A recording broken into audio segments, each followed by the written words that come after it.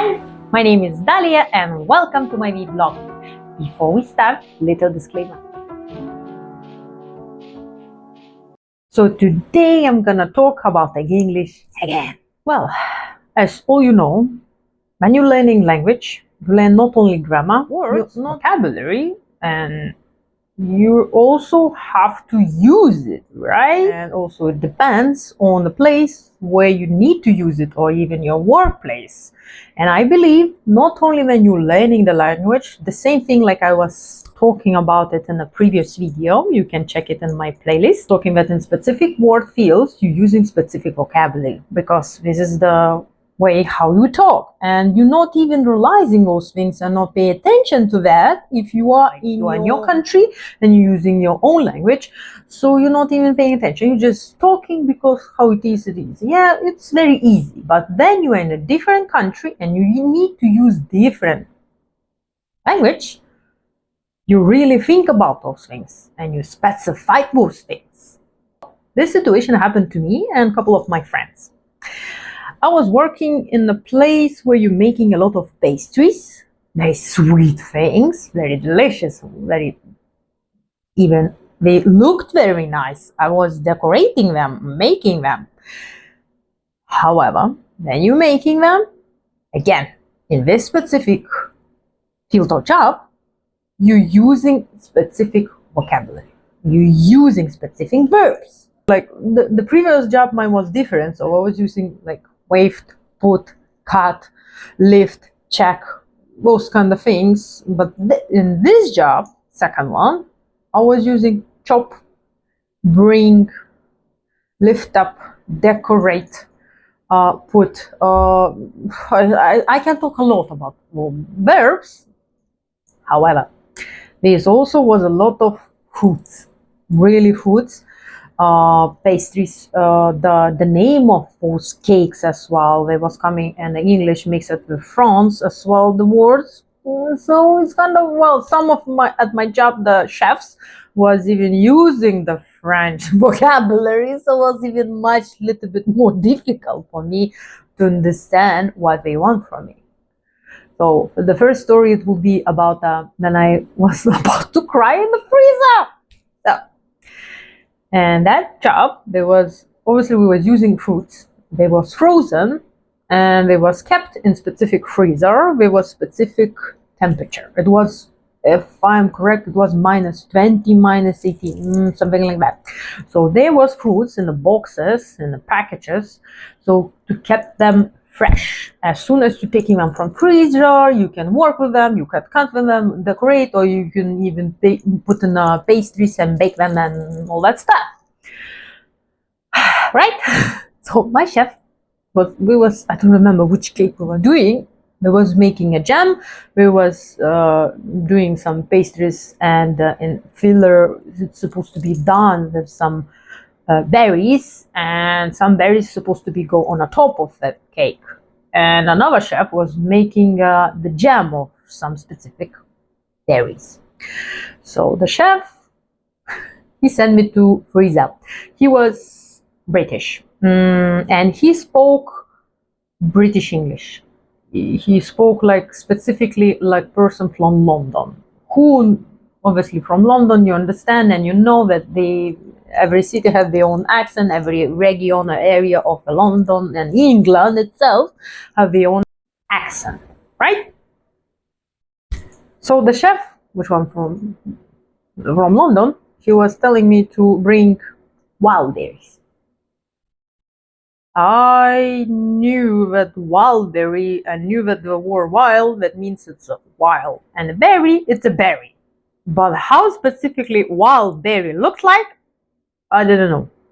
I thought it's like from my country is like, it's a berry, it's from black color and kind of this kind of shape, right? I will show the picture somewhere here. Anyway, so I went to the freezer, opened up, and there was a lot of boxes of berries. On each box was the name berry, but I didn't know which one berry he needs. I mean, I heard that he was saying, bring me wild berries, 300 or kilos or whatever. I don't remember actually. The point is, I went there and I saw a lot of boxes with a lot of names. I remember, wait a second, he said no strawberries, not blackcurrant, not red currant. He specifically said wild berries. There's no wild berries in this freezer.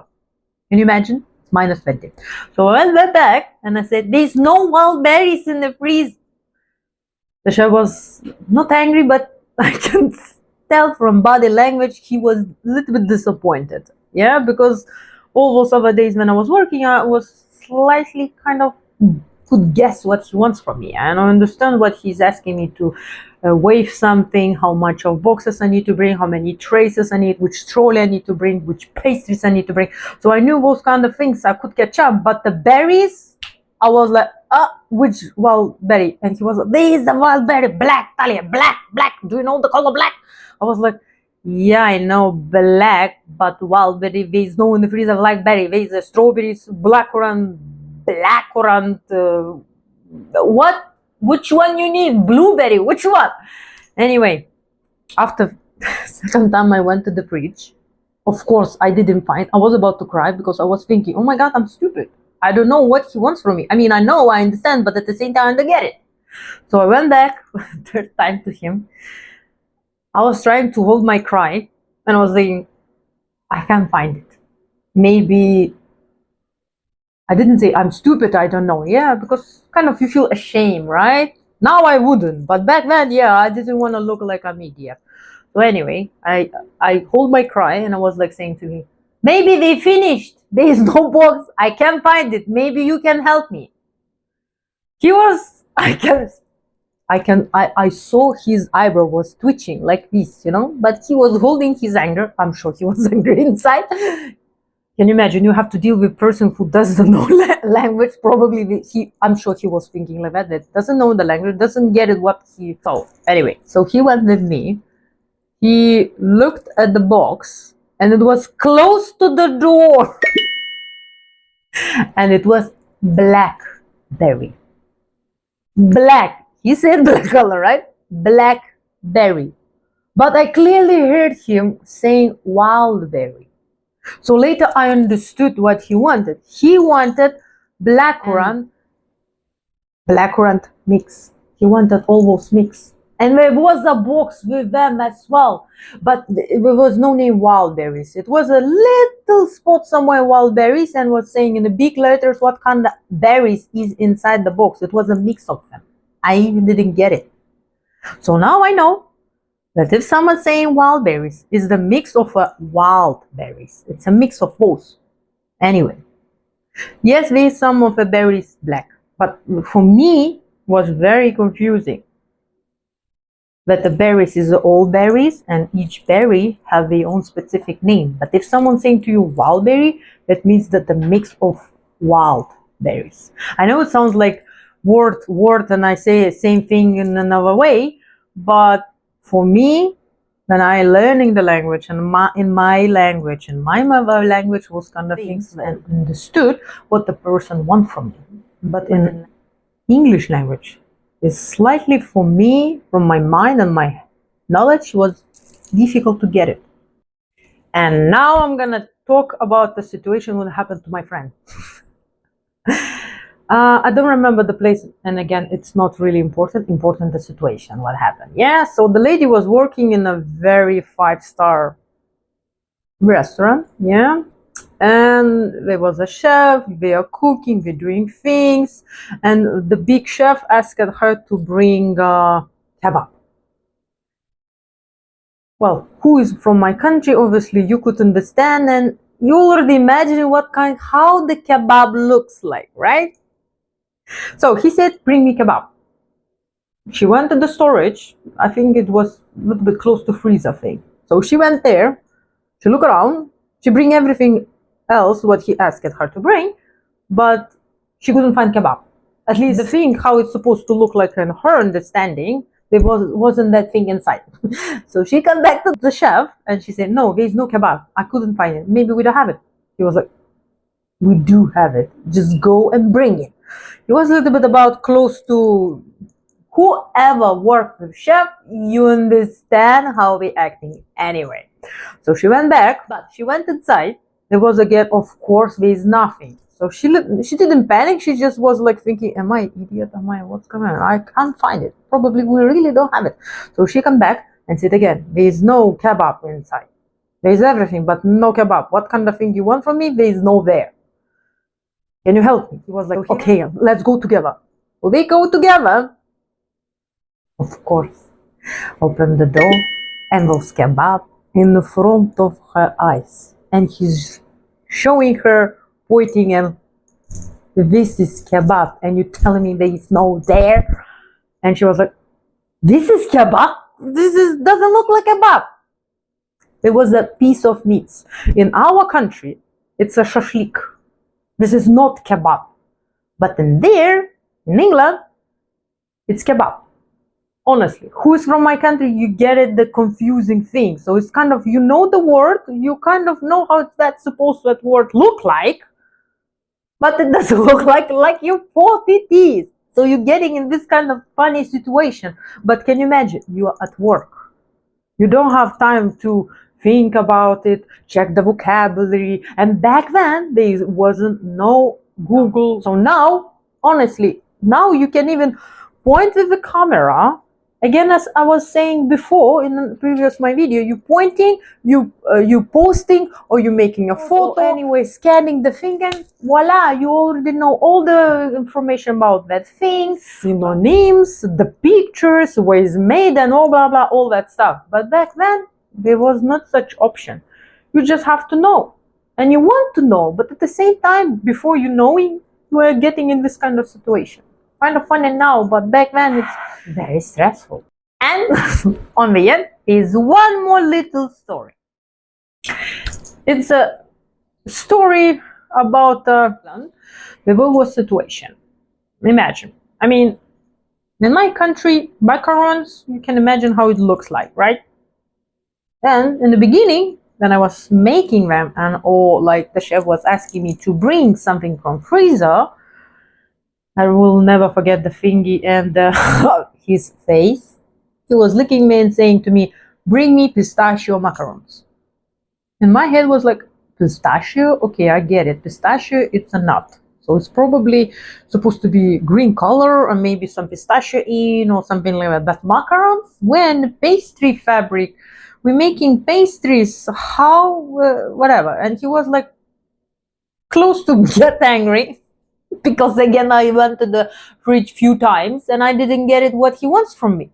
And then he went with me.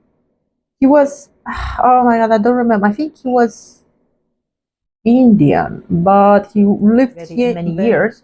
So he knew the language very well. So he spoke and you couldn't hear any accent. He was speaking very clearly. So I could understand what he's saying, but then I didn't know that it's a pastry name. Okay, you can laugh, but back then I didn't know. In my country, I was even never had a chance to eat those things. So I didn't even know that that specific sweet thing, it's a macaron. So we went to the fridge, he showed me, and after that, he was telling me, because of you and our people who doesn't know that word, and specifically that specific sweet called like this, I wrote for you. So thanks to him, there wasn't many sweets. He was even leaving the piece of paper on the trays, which one was in the fridge, and specifically where the all those sweets was in paper. There was barcode or code of it, if I quite remember, it was a code like when it was made, because it really was, because it's a food, right? So it's very, very important, that's before date.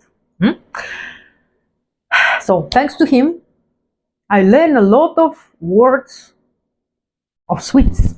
What is eclair, macaron, fondant, those kind of, or apple strudel, a lot of things I learned, yeah? And obviously there was a lot of people who didn't know those things, like me. The luggage in the head of an English language was much worse than mine. So because of him, it was very easy. I was saying to them, find the trace, what it says, apple strudel. And I was saying like not correct way, so those people could at least read the letters and could understand what I want from them. Because I was working with people and I was in some position where I was, I may say like not a boss, but I was like person who is organizing the job and asking people to do the things which one chef telling me I have to do, and I have to done it on the end of the day. So it was like that. So I was working with people who didn't know the language of English, but they knew my language, or they knew some another language when I already also know. So we was kind of communicating, and at the same time I'm sure they learned as well the English language as well, because of me, because of that chef, and that he was helping us a lot. I was even saying sometimes clearly as possible the things what we have to do. Basically, I think he didn't have to do it, but I'm sure he was like getting in our shoes, probably, I'm guessing, just right? How hard it is. You are not really stupid. You're trying your best to learn. You need the job, you need the money, you need the position, and then you are in this situation how you are. But you don't have any time to learn, but you're learning at the moment. And as long as you want to learn, there's coming people who help you, right? So thanks for them. And honestly, at that second job of mine, I heard so many accents. I heard people from London, people from Scotland, from Wales, from any other parts even of London. And I heard in the beginning, the first year of the job, I could catch some words, but I couldn't understand the whole sentence. Like I knew from school how the language has to be sound, right? The words and how they have to be spelled. But then you're working with people and they have their own accent, they have their slang, they have their own way how they make a sentence. And this is not like from book. So the more I was working at the job, the more I was listening and hearing things, and at the same time doing those things. So kind of imagine, for example, someone saying to you, run, right? And if you not really know the word run, but someone running together with you and they're saying that word, you kind of understand that run, what does that verb means. I mean, I wasn't running in a job, but you understand the point what I'm saying. So at the job, I heard so many accents, and then later, after a few more years, I could catch. It took me sometimes a moment to get it, what they want from me, but was so fascinating, probably for people who was talking to me and didn't know as much as like me, or didn't have that much experience in listening the language like me. So for them, it was like, oh my God, did you get what he was asking us? I was like, yeah, I did. And for me, it was like easy. It's like my own language, you know. I was like getting from one ear, processing in my head, and getting from here. Then I stopped working in that place. Later, I realized how much helpful that place was. I learned a lot about sweets. I learned a lot of any other words. I even learned the slang, and I may say I start understanding accents. There's so many of them. Each of us even have their own slang and accent, how we say things and communicating with people in our own language. But can you imagine when you are in a different country? So, I hope you liked this video. I hope you was little bit at least laughing together with me. How funny and comedic situation you might get in. And I would like to know your experience. Please share with me what kind of things happened to you maybe you were traveling in another place, not only England, so many countries in this world, right? I want to know how it was things for you and how many years you have to pass to get to understand the people, what they're saying to you, how you're communicating with them, and what kind of comedic situation you get into. And now it's funny, but before it was quite stressful, I'm sure of it, because I've been there, so I know how you feel. So leave me comments, put a like, and see you around. My name is Dalia, and bye-bye.